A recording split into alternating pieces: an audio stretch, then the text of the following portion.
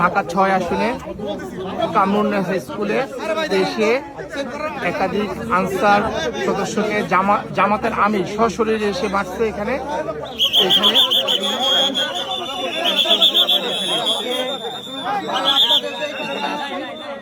সঙ্গে সঙ্গে খবর পেয়ে চলে আসছে।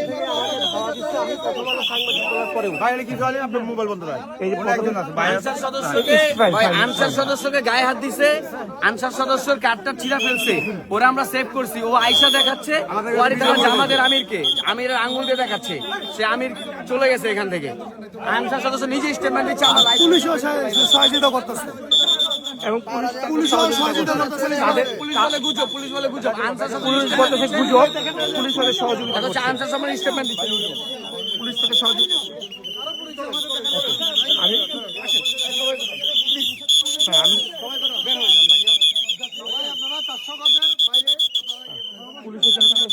পুলিশ এখানে তাদের সহযোগিতা করছে।